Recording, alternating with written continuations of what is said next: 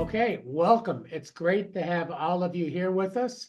This is our monthly hospital medicine grand rounds or leadership webinar. This month's installment is grand rounds. We're very thrilled to have this great topic, team psychological safety, and a very great presenter as well, Dr. Nick Testa, who will introduce himself here in a couple of minutes. But just want to thank all of you for being here. And we will just start with a couple of announcements. But before the announcements, we have a reflection from Dr. Beth Rawlings, our medical director at our hospital medicine program in Lincoln, Nebraska at St. Elizabeth's Hospital. Beth. And yes. Okay, I think, did you hear me? Thank you, Beth. Okay, thanks. So I don't know the exact kind of direction or content of this talk, but this quote I came across when I was reading the Book of Joy earlier this year, which I would recommend. But I've reflected on it often and trying to be more present myself. And I think when we're present, we make the people around us feel more safe and they trust us more. So the quote is, "The ability to be present in each moment is nothing more and nothing less than the ability to accept the vulnerability, discomfort, and anxiety of everyday life." So. Thank you very much, Beth. Okay, we'll start with just a few reminders and announcements. Good. So the first, just remember that all of our hospital medicine grand rounds, I think we're up to 10 or 12 now, are on this public YouTube channel, very easy to access.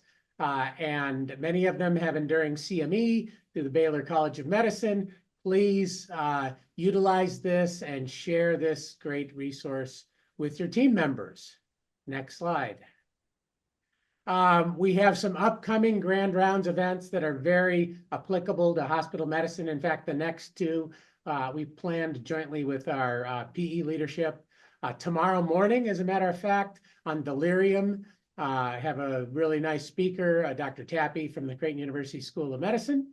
And then fragility and mobility in the elderly. That's June 13th, again on a Friday morning.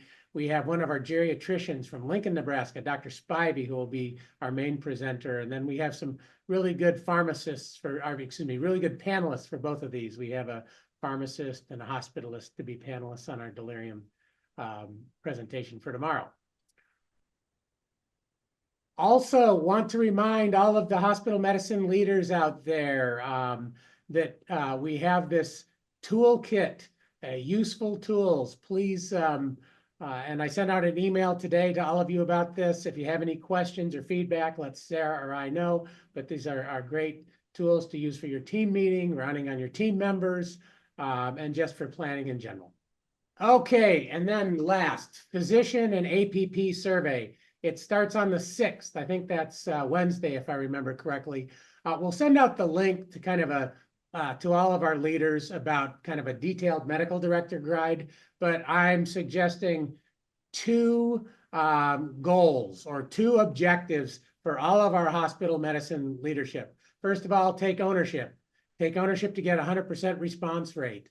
And the way to do this is make it fun, make it engaging, bring it to your team meetings, bring the QR code to your team meetings, bring cookies, bring pizza, engage your team and have them take the survey. And then the second is really about why. Make it meaningful. Remind everyone what you've been doing the past year, you and your team have been doing the past year to improve the engagement of your team and those around you. And then follow through transparently.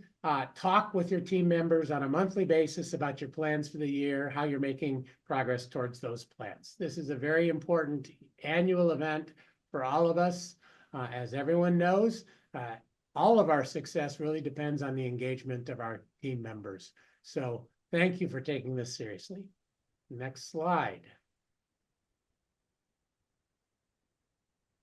Okay, and now I have the pleasure to turn it over to Dr. Testa, who will introduce himself more thoroughly and for our presentation. Thank you very much.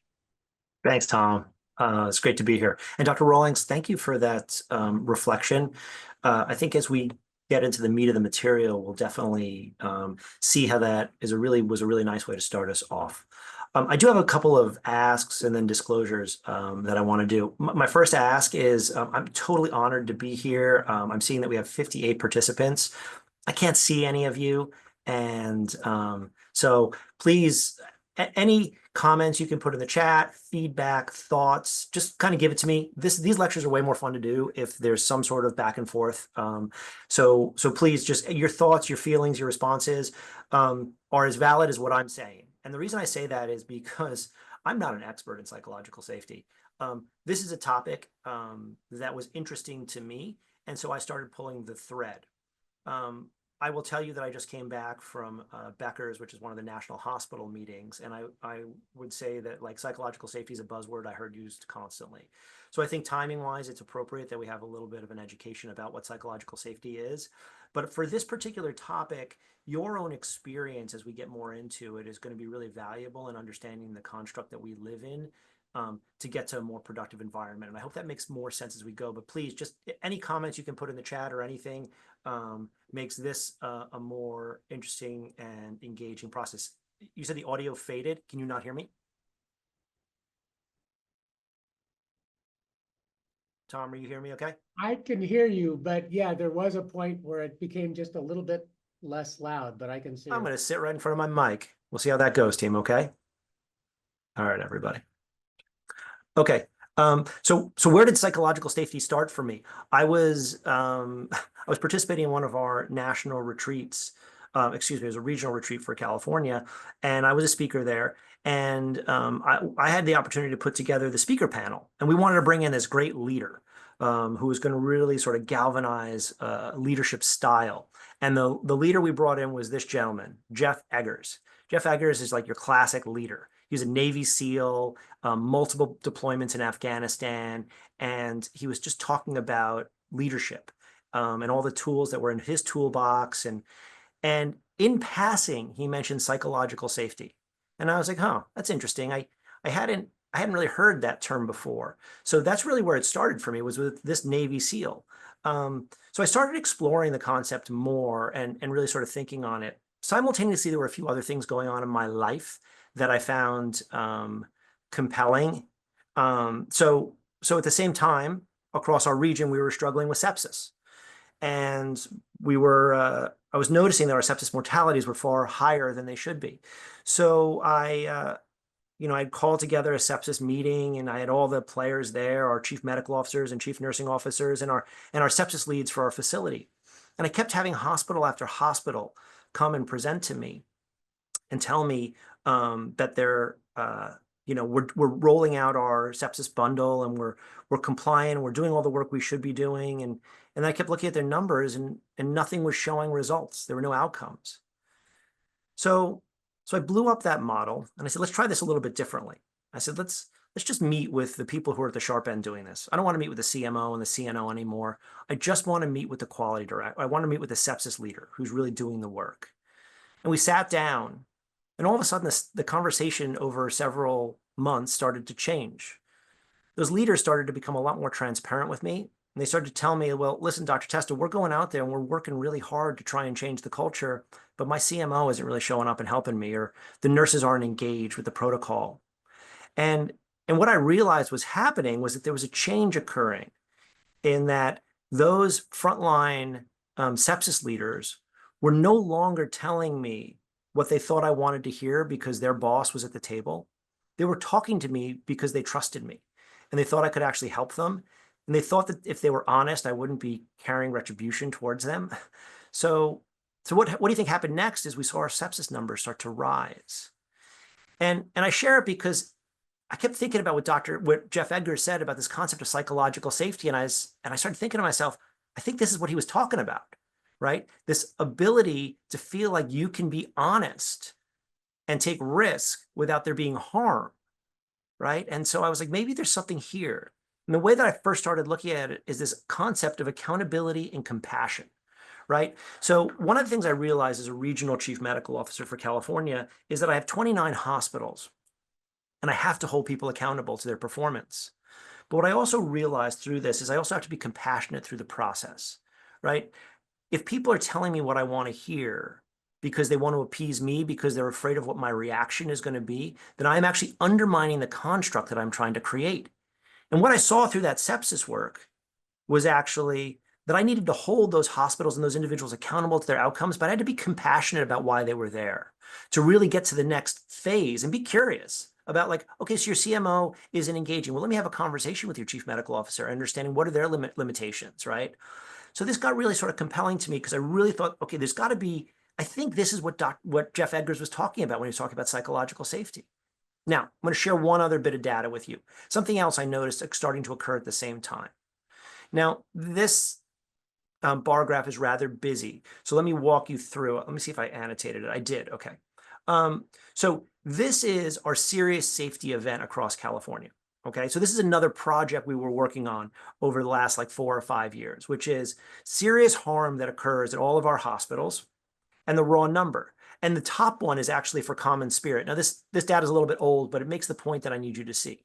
Right. So if you look at Common Spirit here across all of our hospitals back in January of 2024, we had 92 harm events. This is events, serious safety events where an error occurred, reached the patient, and there was harm. Okay. I had been working a lot on this at the same time we've been doing the sepsis work, really trying to drill into the transparency and honesty of our hospitals to self-report harm. And that started back in 2023. And if you look back in 2024, when we were really leaning heavy into this, we see we had 51 harm events, right? So we saw this jump upwards of harm events. And to be honest, we're only a fifth of Common Spirit, but according to this, we're making up more than half of the serious safety events. Does that suggest that we are more dangerous, right? What we were trying to do is get more reporting. We're trying to engage our people to feel transparent about this work. So I saw this as a win, right? I saw this as another step towards us being truly an engaging group where our staff and our teams feel vulnerable enough that they can take a risk and say, hey, listen, I pushed the wrong medication and I think I harmed this patient. So I saw this as a victory. And I saw all of this stuff kind of starting to line up. Like, is there something here that has to do with psychological safety? Is there something more than just me allowing them to be vulnerable, but have to do with the construct that we are creating at our hospitals that allow individuals to feel free and comfortable to speak up? So I'm going to leave you with that question, and I'm going to come back to this data in a few minutes. But the goal of this lecture really is for us to kind of get into the history of psychological safety. So we're going to step away from healthcare. I want to talk a little bit about where the research is done, because it really didn't start in healthcare. This has been in the corporate world for a long time. Probably the biggest, most contemporary research project that was done on psychological safety was done at Google. It was called Project Aristotle.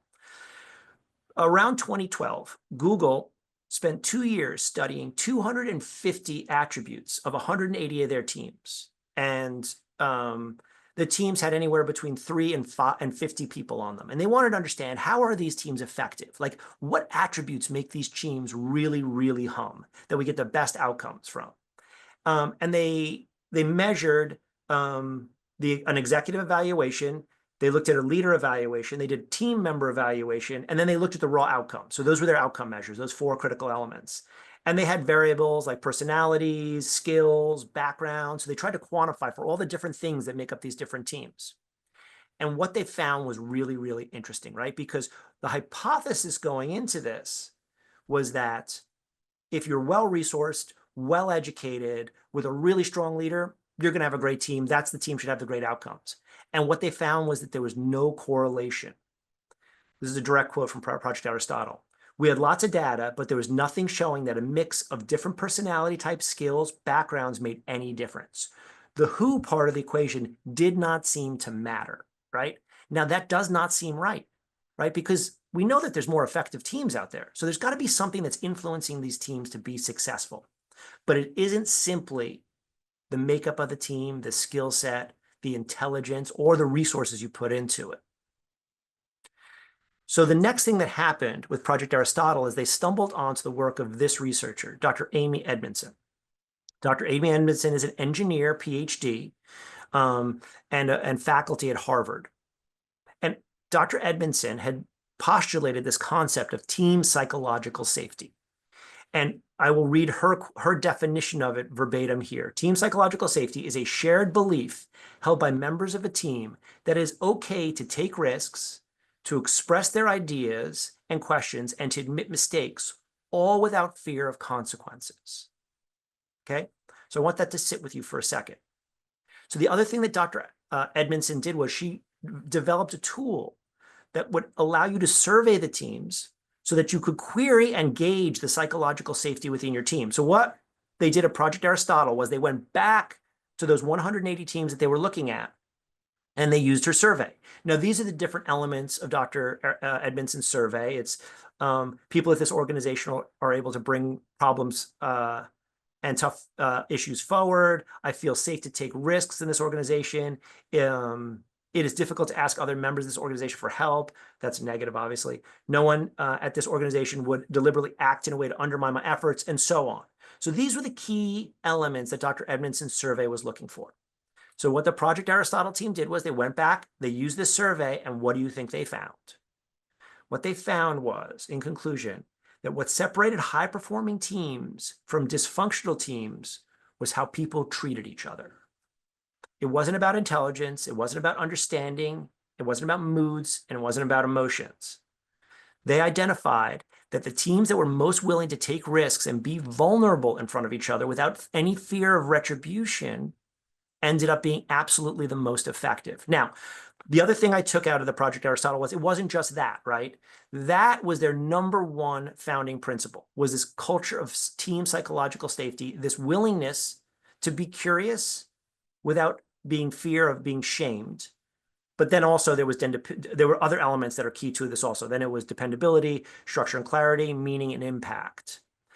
But you can't step away from the fact that that ability to allow people to be curious, to take risks, to be wrong, and then be rewarded if they were wrong was really what made up a truly strong team. So when I read this, it got me more interested in Dr. Amy Edmondson because she really is the foundation of this work. So she's written quite a few amazing articles and books. What I went back to, though, was her thesis, where she talks about where she really kind of, what she feels like uncovered this culture of psychological safety. Dr. Edmondson's thesis for her PhD was to study operating rooms and OR teams. So she went into a hospital, and her hypothesis was that the most high-functioning teams, right, would have the fewest number of error and harm events, right? That's the hypothesis. If you take the operating room team where everyone's super high-functioning and everyone talks and communicates and does all those right things, then they should have fewer than their number of harm events. And what she found was the exact opposite. What they found was that the operating room teams that were the highest functioning actually had the most number of reported harm events. That was fascinating. Better teams are more willing to report their mistakes because they feel safe doing so, right? Now, I call that out because remember in the beginning of the presentation, when I was talking about my own experience with psychological safety, was this sort of interesting convergence of me working on sepsis and then me looking at our serious safety events really flying up in number. And what I realized was what we had been doing across California was actually creating a construct of psychological safety that mimicked the research that Dr. Edmondson had anchored her work on. And what we were seeing in this rise of reporting of serious safety events was actually a result of because our teams were starting to feel comfortable doing it. And they weren't feeling like if you report, you're going to be penalized. So for me, this was really where the rubber hit the road to say there's something interesting going on here. So the rest of this presentation, there's like a ton of different ways we can talk about how you develop a culture of psychological safety and a construct. I am going to give you my examples. And thank you, Dr. Rowling. I saw you put a question in there. Are these questions or questions like them in our provider survey? No, they're different than our provider survey, actually. But that's a great question because there are actually safety questions in there that touch very much on that. It's just not all 9 of them. But there are subsets of safety questions, particularly do you feel comfortable and safe reporting? I'm going to talk about how you move towards a construct of psychological safety. There are many different ways to do this, okay? These are my opinions, all right, from what I have read. If you have different experiences, let me know. I'm still studying and learning this myself about how you really change culture. But let's talk a little bit about what the generalized benefits are that we see with when you have a robust construct of psychological safety. You get better decision making. You get a wider range of voices and opinions shared at the table. You have a culture of continuous learning. So there's openness around mistakes, encouraging growth and a growth mindset. And then you have increased engagement. Motivation comes from feeling that your contribution matters. You're pulling people in even when they take risks and even when they make mistakes. Now, again, some of this presentation you have to remember is drawn from the literature, and some of it is from my connections of what I'm seeing. As I've been reading and studying psychological safety, one of the things I found fascinating was the word safety and the fact that there could be really a bright line connecting this work with Maslow's hierarchy of needs, which I've always kind of found fascinating, right? Because foundationally, for us to get to the highest level of Maslow's hierarchy of need, you need to feel safe and secure. And what I really link this together is that safety isn't just, we're living in the wild and we got a fence around us so the lions aren't going to attack us. Safety in our world now is we come to work and how do I feel about how my boss treats me? How do I feel about how my peers treat me? How do I feel like I can succeed in this role? Do I feel safe with the people that I'm working with, and what does that look like? So I share that because I think that this concept of psychological safety actually weaves very nicely into Maslow's hierarchy of need, not only at the foundation, but I'm going to show you how kind of throughout it runs through Maslow's hierarchy of need. So this lecture is titled The History of Psychological Safety. So Dr. Edmondson termed this concept of team psychological safety, but the actual word or phrase psychological safety came into the vernacular back in the 1950s. And it was through this psychologist, Carl Rogers, who first described it. And he coined the phrase in response, not to healthcare, not to engineering, not to industry, but to creativity. He said, what does an individual need to be creative? And he said they need to feel psychologically safe. And there were three components: accept the individual as a unconditional worth, provide a climate in which external evaluation is absent, and understand empathically. Now, everybody has some world where they create. They have some hobby, some activity. I don't know what either you write poetry or you like to doodle on the side of a notebook. I like to play music. I even go so far as to say I like to write music. And I will tell you, for anybody who steps into a creative place, one of the most challenging things is to create something, to write a song, and then play it for somebody else, right? To draw a picture and then show it to somebody else, right? To make a sculpture and then share it with somebody else. Because if you've ever done that before, if somebody comes back and is dismissive or responds negatively, you recoil, right? You're gone. You're not going to do that again. You're not going to make that. But if you step into that creative space and share something, and somebody says, "Wow," and leans in and engages with you, and then gives you positive feedback, and then also says, "Hey, well, maybe we could do this, or maybe we could, change that chorus at the end." It turns into this incredible discourse. That is psychological safety at its core, right? Is that ability to be creative. And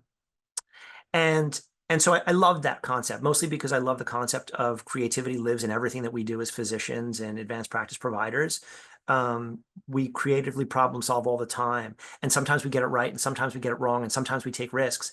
And how we as leaders support those not only who are walking shoulder to shoulder with us, but who are also perhaps ones that we're signing the orders for, how we engage with them, both with what we say in our body language, is what creates that construct, which allows them to take risks to do it better into the future.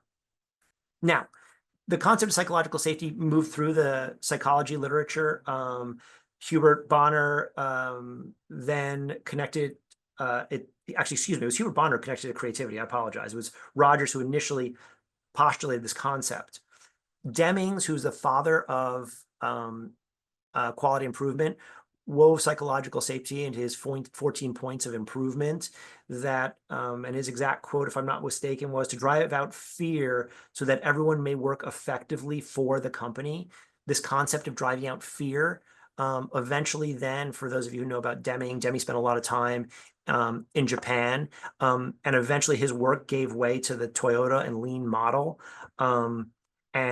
That driving out fear evolved to this concept of employees being able to express themselves physically, cognitively, and emotionally. This was sort of the concept of the stop the line within the Toyota model, that any worker, if it is unsafe, can stop the line and say, we can do this differently and better, and they're not going to be penalized. Even if somebody came back later on and said, you know what, you were actually wrong.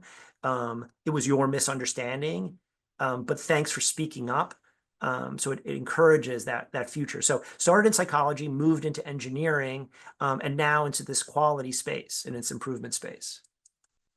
I come back to Maslow's hierarchy of need at this point because of this concept of creativity, and where I think psychological safety almost transcends the entirety of Maslow's hierarchy of need, which is, if you look at the foundation of it, we are talking about safety, right? That you feel safe, that you feel secure, that you feel that those around you aren't threatening to you, allows you to then move on to love and belonging and self-esteem.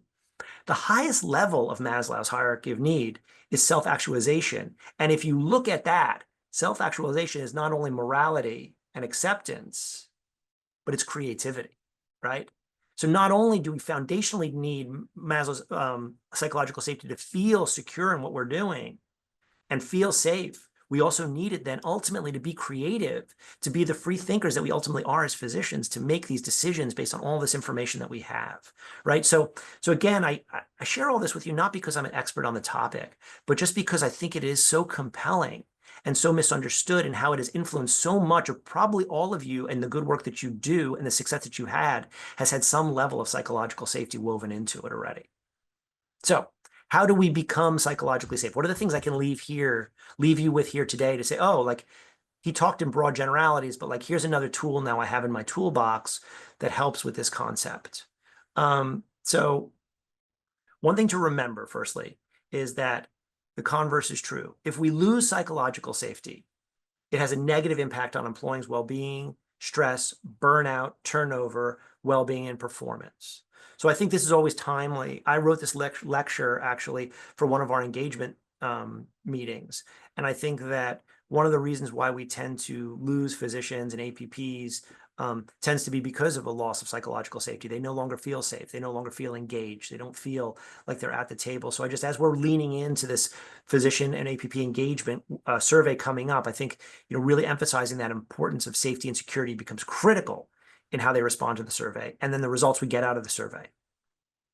So how do we create psychologically safe teams? So I have some opinions, but I went to the internet and said, okay, let's see what's out there. Let's see what's out there in the ether. What are people doing? And this is the first thing, no joke, that I stumbled onto.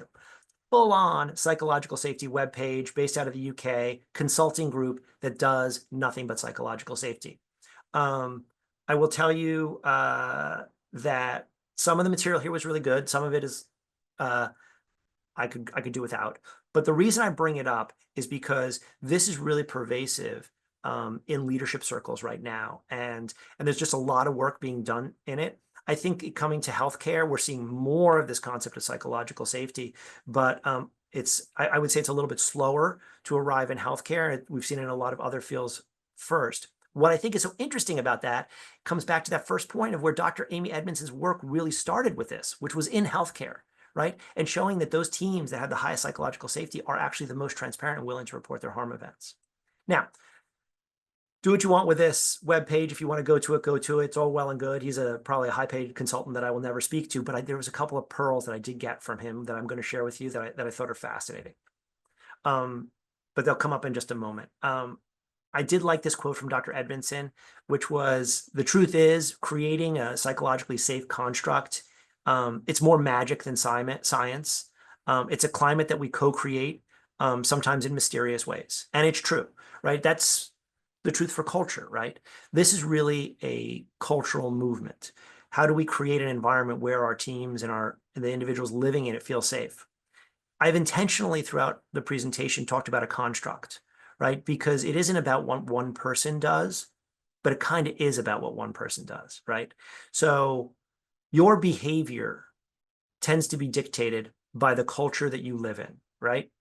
If you walk into a hospital where nobody washes their hands, unfortunately, you tend to downward drift and not wash your hand as frequently. But if you walk into a hospital where everybody's always washing their hands and every nurse comes up to you and goes, "Oh, Dr. Tester, you wash your hands?"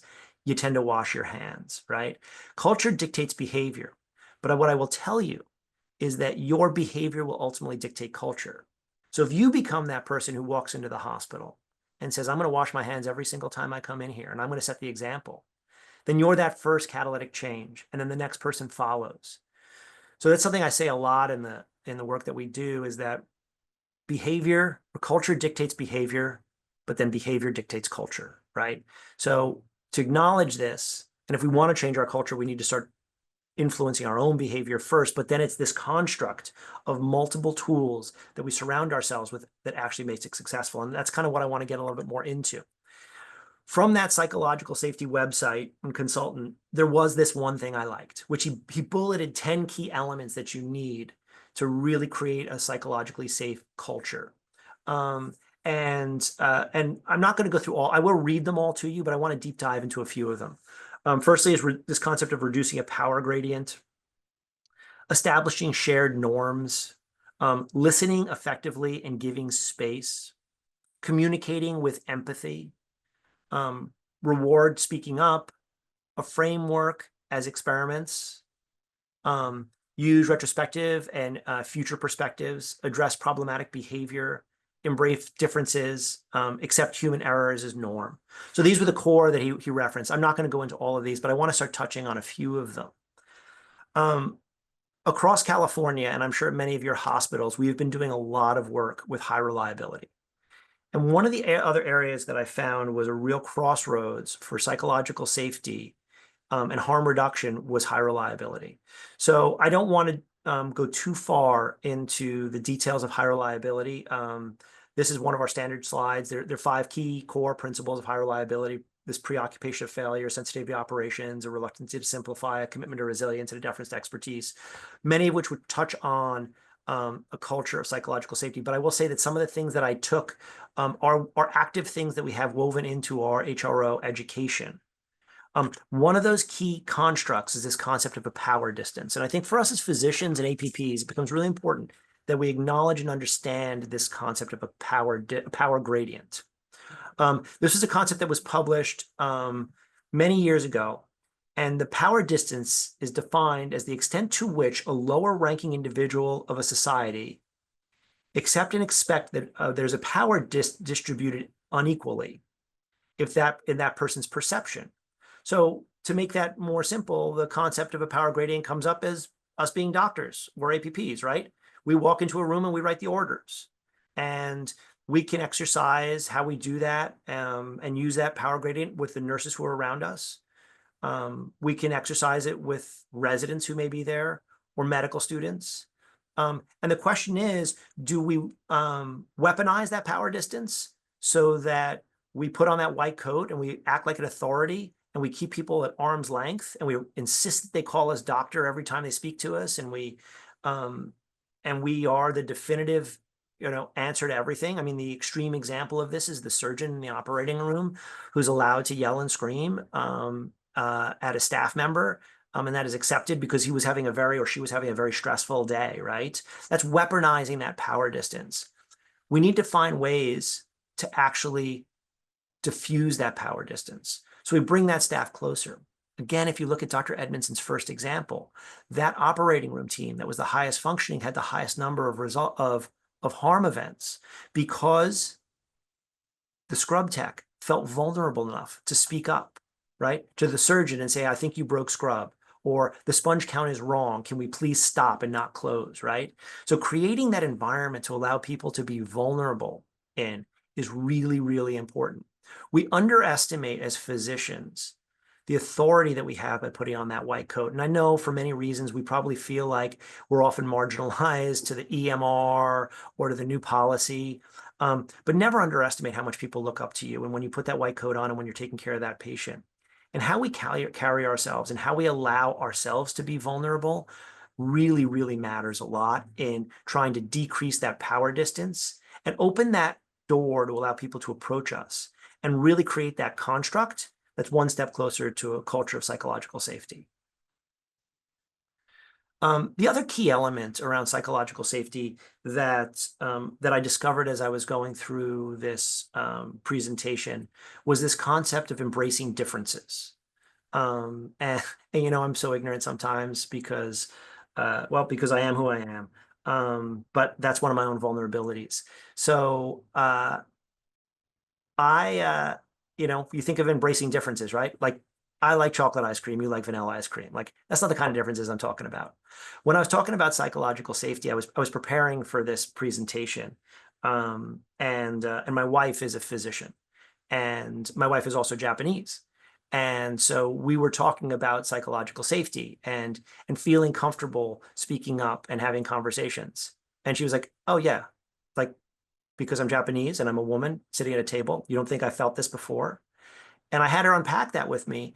And we talked a lot about, for her, what it feels like to be a woman physician and walk into a hospital and have the first thing people recognize or think is that you're a nurse, right? Or that she's grown up as a Japanese woman in the United States and the things that she's had to experience and how that has ended up dictating what is she's comfortable saying when she's sitting at the table with people or what people expect her to say. And so it really opened up my eyes. And I'll be honest, I'm only scratching the surface of a much bigger topic, but it is so important that our teams have diversity within them so that all voices are represented. And then when the diversity is, it's not simply enough to have a diverse team. It's important that we also understand that we may actually have to go a yard further to make sure that those individuals feel comfortable speaking up, because there are many examples throughout their life where they probably have not felt comfortable speaking up. And so really, if we want to maximize the impact of our team, that diversity becomes important, but then how we really create a culture where that diversity is leveraged to better outcomes is a key element to psychological safety. So I'm going to keep moving forward. Again, I say I'm simply scratching the surface on some of this material.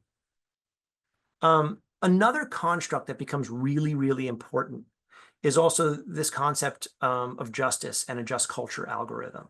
Now, there's things that you can do, right, that we've talked about that we can weave into our practice. How do we carry ourselves in a more vulnerable fashion? What are the things that we can do to make ourselves vulnerable and allow people to speak up? But then there are those actual structural things that we should have in place and that we are trying to get towards. This is a just culture algorithm. I've been doing safety work for the better part of 20 years now, and I can honestly say I've seen a true evolution in how we manage those individuals who are involved in a harm event. So I do remember a time and a place where if a nurse gave the wrong medication and it killed a patient, it was more likely than not that that nurse was going to get fired, right? And I don't think that was acceptable. And I think I knew at the time it wasn't acceptable, but that was how we responded to things. Now, when you penalize somebody for pushing a medication and making an error like that in such a draconian way, what do you think the person who comes after them thinks? Do you think that makes the person after them want to report when they make an error, having remembered what happened to their colleague? And that's where a just culture algorithm becomes so important, because having looked at a lot of harm events, what I've learned is that the truth is nobody shows up wanting to make a mistake. It's very, very rare that somebody is truly inebriated, intoxicated, or acting in such a way that is truly negligent. More often than not, we have created a system with flaws and errors in it that has allowed that person to get the exact result that they got, right? Now, yes, maybe they bypassed a policy or procedure. More often than not, what you find out is bypassing that policy and procedure is the norm that everybody on the unit does, right? That we've created a system that has allowed these errors to occur. And when you take those examples and move them through a just culture algorithm, you don't end up at punishment. You don't end up at firing. You end up at coaching and counseling, teaching and education, right? Which is really what most of these events require. So I share this concept of the just culture algorithm because I'm sure many of you are leaders out there and many of you encounter staff, members of your team who make errors. Utilizing a tool like the just culture algorithm allows us to take somebody through an event where they may have made a mistake and understand, does this go to HR, or is this one of those things where I need to coach and counsel the person, or we need to look at policy and procedure and say, maybe we're doing something wrong here and maybe we need to change that. So again, it comes back to, this is how we create a construct where people feel psychologically safe. And like, if they report, that they're not going to end up risking their job because they took the brave step of reporting that event. Some key misconceptions about psychological safety as we get to the end of our discussion and presentation. This is not about being nice and feeling comfortable, okay? Remember where I started, okay? This is about accountability, right? There's a strong culture of accountability woven into psychological safety, but it's accountability with compassion, right? You can, listen, when across California, when we have a hospital that's underperforming or an adverse event, I own that, right? I'm fully accountable for it. But I also understand that my teams are fully accountable for it. But they're also sad, disturbed, and troubled by it. And for me to come in there and start feeling like I need to be authoritarian and dictatorial ends up marginalizing them and making them feel unsafe, right? So you got to balance that accountability with a strong compassion for those who are deeply involved in the event. I can't emphasize this idea of curiosity enough. You know, when I look back, and the thing that really lands with me the most was that sepsis story I told you about in the beginning, when we were trying to figure out sepsis across our hospitals in California. And everybody was telling me, oh, we're doing it, Dr. Testa. Like, we're doing our sepsis bundle. Opposed to what I kind of wanted to do, which was say, you know what, let's have more meetings, let's hold you accountable. Let's be more draconian about this. What I was curious. I was curious because something wasn't adding up. And I can't tell you how valuable that curiosity is to really finding out the root of many of the struggles that we're challenged with. Also understanding the curiosity of people's behavior, right? So one of the things I've learned is that I may have a hospital that's underperforming, and I may have a chief medical officer who I find isn't stepping up to lead the sepsis initiative. I tend to get curious about why. And I sit down and talk to them about it. And more often than not, I learn it's either because they don't understand sepsis, or because they're dealing with these 6 other things and they just haven't had time because they're feeling so overwhelmed. But that curiosity has really ended up diffusing a lot of, I think, the threat that a leader can bring to the table, and introducing this real concept of safety to the people that you're trying to lead. And then it's about candor and risk. When we reward people being honest and taking risk, we're going to get better results. And that's where culture changes. Unfortunately, within healthcare, we tend to be risk intolerant. And really at the root of psychological safety is this concept of encouraging individuals to take risks. Now, obviously, risk, when we're talking about patients, is a bit of a loaded term, but we want people to feel bold enough that they can take a risk, and if they make a mistake, that it's not going to fall on them strictly, and that we're going to support them through it. So that brings us to the end of this presentation. Again, as I say, I am not the expert in psychological safety. I would go so far as to say I've caveated all of this so that I can be vulnerable with all of you. Please chime in, make your comments. I'm going to read through some of the ones that I just saw come in, because vulnerability, I think, is a key element that we need to model as leaders, and to pretend that I'm an expert in this area would be false. But I will tell you, I'm extremely curious in this area. And I hope that through this conversation, I've at least ignited a small flame of curiosity to explore this concept of psychological safety a little bit more, because I guarantee you, any conference you're going to go to in the next couple of years, you're going to hear people talk about psychological safety. So I'm going to pause, Tom, and hand it over to you to moderate any questions. Okay, great. So it looks like we have one from Dr. Greenswag. It says, if practicing and creating normative practices where it's common to practice to share near misses, just like hand washing example, sorry, sharing becomes the norm. Great material. So mostly just a comment. I'm sorry. Oh, thanks, Gary. Appreciate you being on. Appreciate it. So yeah, I have can I start with just a general question? Yeah, of course. So we have a team, a lot of hospitalists and hospital medicine leaders here. And I was really intrigued by your comment, your behavior will dictate culture. Yep. So do you have some thoughts about particularly like leadership behaviors that will help shape cultures in the team for their hospital medicine teams? Yeah, thank you. Let me think on it for half a second, Okay. because there's so many. Yeah, I have one that I'm recently starting to learn to exercise. And I've been in leadership now for the better part of 15 years. And I know this is going to sound bold, but it's delegation. Delegating things that you've become so comfortable doing to those on your team. It's really, really hard. I take great pride and ownership in the things that we've built here in California from a safety and a quality standpoint. And I realize that I have a hard time giving those up to other people. But one of the things I think is the most important is being able to create something, get it up and running, and then find an interesting, curious, engaged leader and hand it off to them and let them run with it. And not feel guilty about doing that, but realize you're giving them a gift and an opportunity. So that's been a really hard one for me. And I really encourage all of you, delegation will make your job so much more enjoyable. Probably one of the most satisfying things that I've had happen in my career just happened this week. I created, so I shared with you our high reliability training. We've done it throughout all of California. And one of the areas I've always been frustrated with is how we engage our physicians to be better engaged with high reliability, because the way that we teach it doesn't really align with our physician model. So I worked with a couple of my CMOs to create kind of a more streamlined physician high reliability training.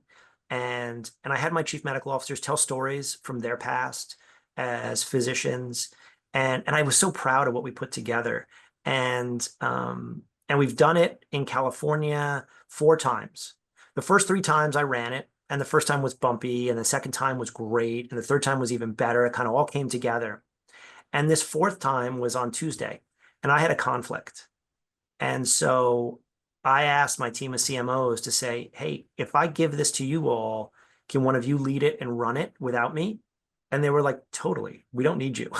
And they did it on Tuesday, and I didn't do anything except follow up with them to find out how it went. And they were all super jazzed and excited and enjoyed it. And the pride that I had of being able to hand over that project to somebody else and let them run with it and then make it their own.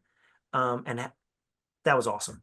So as leaders, I think one of the things, when you're a good leader, you hold on tight to a lot of things, delegate some of those things away. It's really valuable to the people on your team. You'll enjoy it exponentially. But also we need that to continue to evolve and grow. Thanks. Yeah, that really resonated. And that's one of the things that I thought of. Delegation, while it's hard to do, it puts us in the space that we really enjoy being in as leaders. Yeah. It is coaching, developing our teams. If we didn't enjoy that, we probably wouldn't be leaders. Totally, Tom. That's where it puts us. So thank you. I guess I have one other brief question. If it's Sure. Okay, I just want to make sure I'm not missing any from the audience before.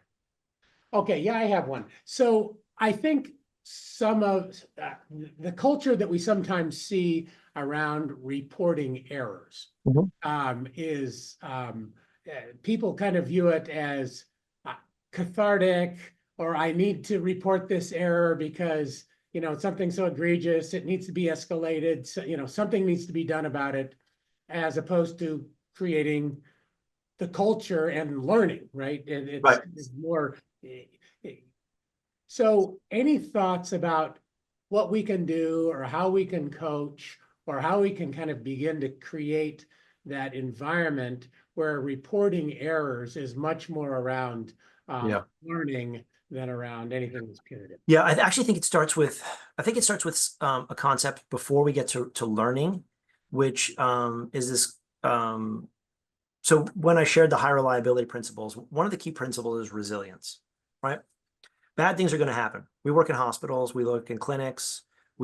Nobody comes to us because they're having a good day, right? And we're going to stick needles in them, and we're going to push medications, and something bad is going to happen. And we have to be resilient to that. But not only as a system, but we have to be resilient to that as clinicians, who are the ones who are holding the scalpel or pushing the medication or writing the order.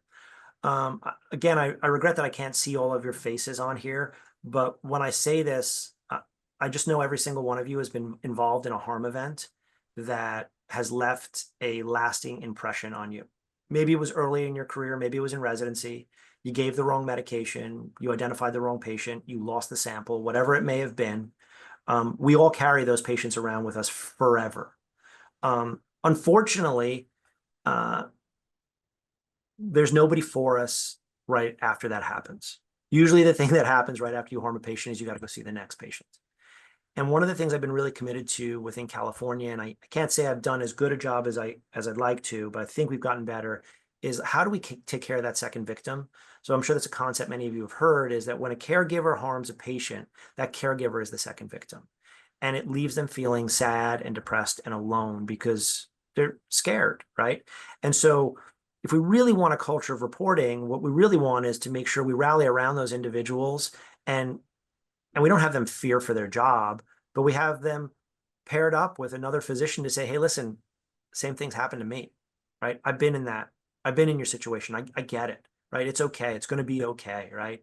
So I think that, like, really to get there, it starts with that culture of compassion for the caregiver who's involved in a harm event. That's like, after we stabilize the patient, the next thing we got to do is make sure our caregivers are okay.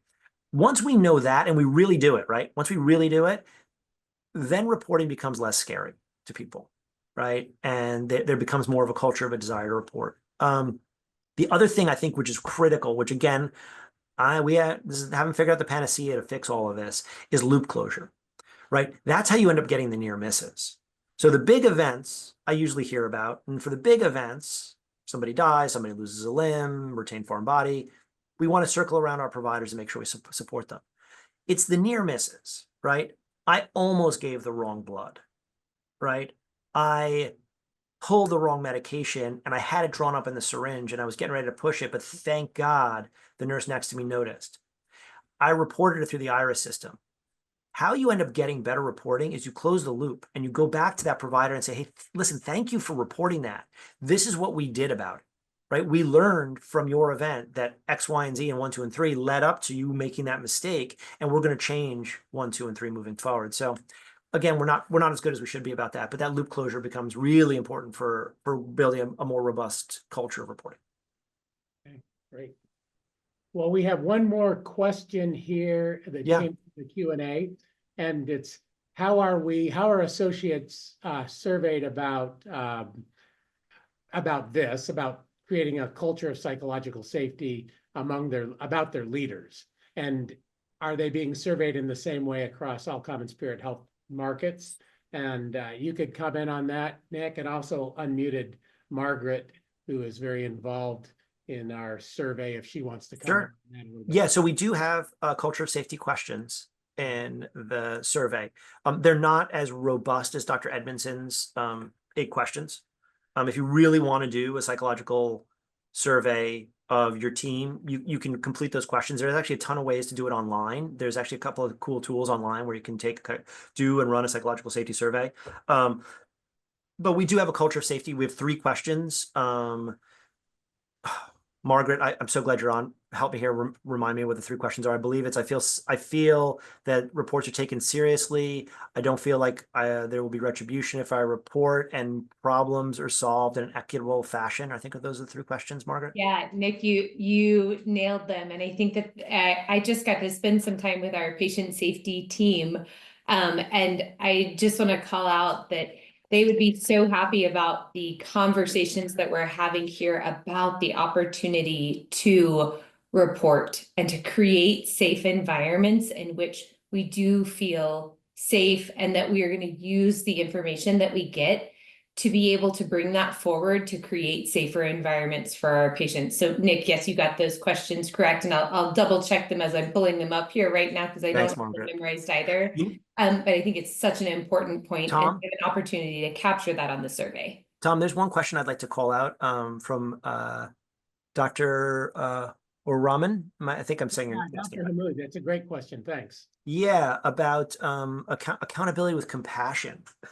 This is one that has taken me a minute. So I will I'll give you like an element that I think is very helpful. A little bit of humor goes a long way, and a smile goes a long way. So I expect my teams to perform, and they do. I've been really proud about the results. So for anyone who's on my team here from California, I'm very proud of the results that California's been able to generate, be it from our leapfrog scores to our mortality rates to our patient experience. And I expect you to present and be on our meetings and tell us what's going on and be honest. I also expect that we have some fun while we do this, and that we do laugh, and that there is an element of a sense of humor through all this. So I think when we talk about accountability with compassion, a smile, a laugh, a well-timed, appropriate, lighthearted moment can really disarm a lot of people in those accountable situations where they may feel like this leader is going to be coming after me because I'm about to tell them that I wasn't able to lower the length of stay or the readmission rate or whatever. So that's a tool I frequently use. Okay, perfect. Thank you. Well, on behalf of everyone, Dr. Testa, thank you so much for being here. Thanks for sharing your wisdom. Thanks to everyone for the great questions as well. And I hope the rest of your Thursday afternoon goes very well. And if you have some time tomorrow morning, join our grand rounds on delirium. And if you don't have time, we'll get it recorded and send it out to folks as well.